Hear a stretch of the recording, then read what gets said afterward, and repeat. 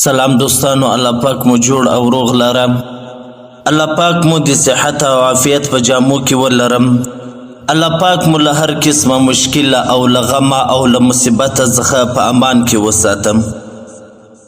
دوستانو، وظیفه در سره شیروو. وظیفه ده د زړه د درد او د زړه د خفګان لپاره.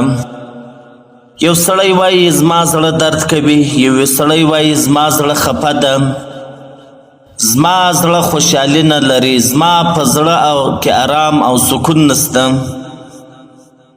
پیسې هم را سره سته، اولاد مې هم سته، کاروبار مې هم برابر ده، دوستان قریبان عزیزان هر څه سته، لیکن په زړه کې مې سکون نسته، په زړه کې مې درد ده او زړه مې خفه وي.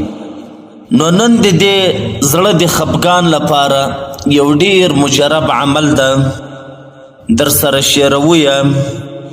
انشاءالله الرحمن په پایبندۍ سره وکړئ.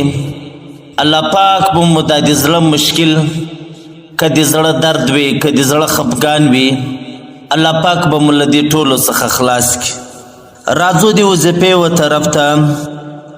د قرآن کریم دغه آیاتونه مبارکان دي، دا به وایاست، د دې وظیفه به کوئ او د دې ورد به کوئ. انشاءالله الرحمن په یو څه ټیم کې به مو الله پاک د زړه دا خفګان ضرورت کړي. آیاتونه د قرآن کریم دغه آیاتونه مبارکان دي. بسم الله الرحمن الرحیم.